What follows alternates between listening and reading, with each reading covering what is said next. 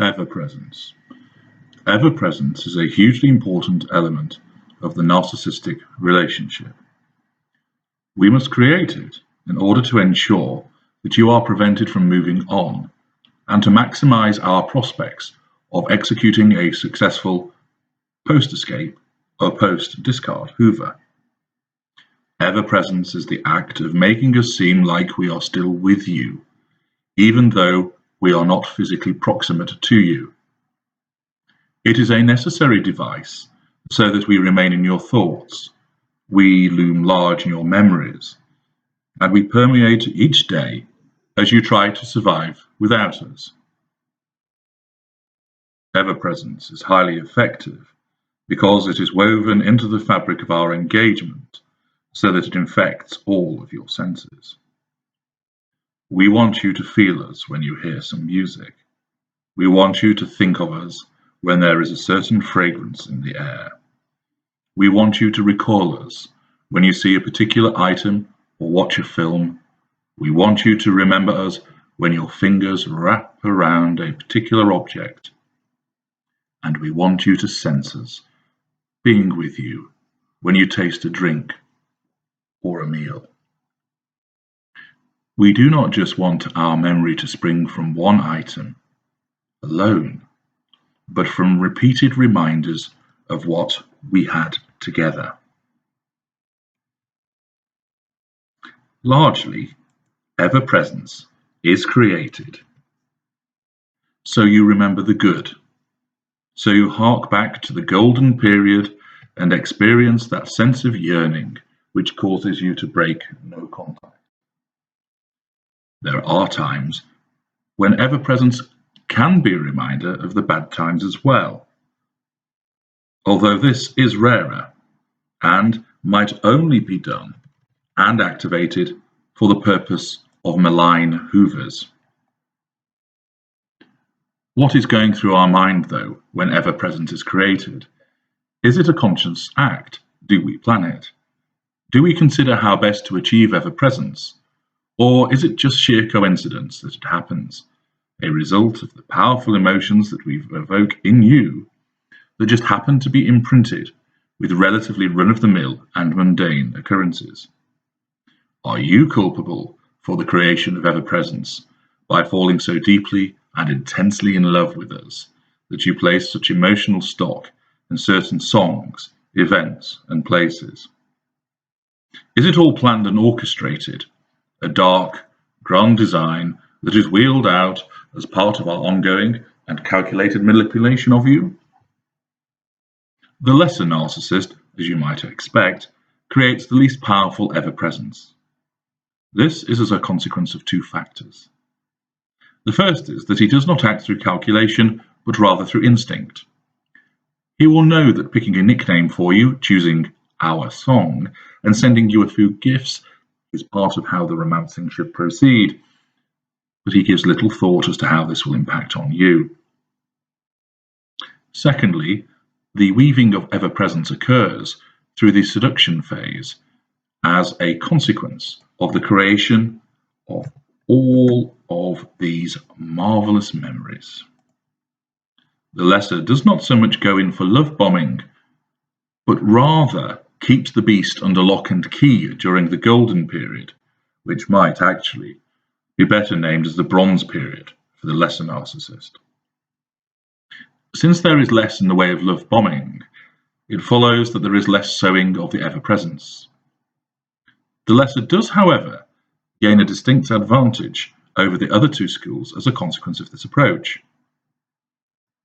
The paucity of Everpresence items means that when you happen upon one, it has particular resonance.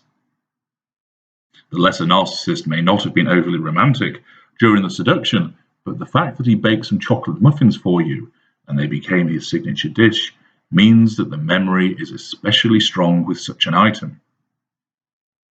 The fact that he would only slow dance with you to one particular song means that should you ever hear that song again, the recollection of dancing cheek to cheek is powerful indeed. None of this arises from calculation. The lesser does the bare minimum when it comes to the seduction. Taken further, when dealing with the victim narcissist, who is usually of the lesser variety and occasionally of the mid-range variety, you actually contribute to the creation of Everpresence. This happens because you made certain dishes that he enjoyed, and therefore should you make them now, it will remind you of how he praised you for making that delicious pie or tasty lasagna. It might be that every Sunday he took his weekly bath, and you would scrub his back and wash his hair for him, pandering to the mothering instinct that many victim narcissists require. Each week, at 7 p.m. on a Sunday, you will be moved to think that this was the time when you would tend to him in the bathroom. Thus, the demands and the needs of the lesser become a form of Everpresence in themselves. The mid-range narcissist, similarly lacking awareness, does not know that he is creating Everpresence. He does, however, have enough about him to know that making a good effort during seduction will win him the prize that he requires, and he will make good use of all the usual tangible effects which go into creating Everpresence. He will sow them through the seduction. He will endeavour to mirror your likes and dislikes, but he will also use his ability to evoke pity to good effect in the creation of Everpresence. For instance, he may choose certain songs which he claims are representative of his desire for you. You may not actually like the songs that much, perhaps they are a different musical genre to the ones you like, but you are still pleased that he has taken the time to send these songs to you and to make them part of what constitutes you and him. Accordingly, these songs take on a particular resonance as they become a representative of the relationship. You could not bear to tell him that you found Luther Vandross or Michael Bublé corny. He sidled up to you simpering and cooing, so you went with the flow and allowed them to be woven into the relationship until they mattered. The mid-range narcissist places particular emphasis on wooing his victim, whereas the greater narcissist bowls the victim over with his magnificence. And as part of this wooing, he will ensure that he looks presentable, takes the victim to special places, and treats the victim well, offering gifts and other favours. All of this wooing creates the Everpresence, which is a happy side effect from the behaviour of the mid-range narcissist. The greater narcissist sets out to establish Everpresence with his victims. He knows of his addictive quality, and he wants to get you hooked. He deliberately ascertains what you like, not only in order to mirror you as perfectly as possible, but also to gather ammunition for the purposes of creating the Everpresence. The greater narcissist knows that for Everpresence to be effective, it must span the 5 senses and be regularly imprinted so the victim is conditioned. The greater also knows that the grander the gesture, and of course he is all about the grandiosity, the more likely it is to have an imprinting effect. By combining this with repetition and the breadth and depth of the use of all 5 senses, the Everpresence created by the greater is formidable indeed. The greater also goes further, because he not only will lace where you live with so much Everpresence, but he will endeavour to infect other places as well. The place you work, the places you dine, the places you like to shop, to go walking, go cycling, and so forth.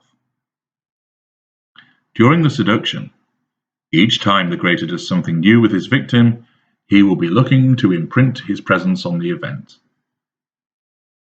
It might be carving the initials on a tree beneath which you sat holding hands.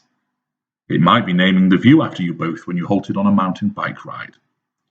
It could be asking a barman to create a cocktail in your name, or ensuring that you are recognized and called by name by the maitre d' at certain establishments.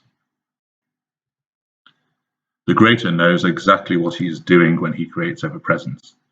Not only this, he has done it so many times with the victims he knows that it is effective. He already has a template which he applies, a template of songs, fragrances, textures, places and tastes that he uses for each victim. He might vary some of the items within this template, but often they are the same. He will ensure that his cologne is distinct and unusual, that there are key songs that embody the relationship. He will leave a particular piece of clothing with you early on, which is pleasant to touch. He will ensure that there are signature bars, restaurants, walk-ins, and such like. This imprinting will continue in the bedroom, where he will perhaps unveil a particular word or phrase which is unusual to you, which he uses on the point of orgasm, yours or his, or as a safe word. He will murmur something in your ear and touch you in a particular way, when combining with music in the same way to ensure that your sensations are heightened, so that when you hear that song, you not only think of the greater, but you hear his voice in your ear and his breath on your neck. All of it is calculated and planned, even though there may not be vast differences between what is applied to each of his victims. After all, if it works and is efficient, he will go along with it.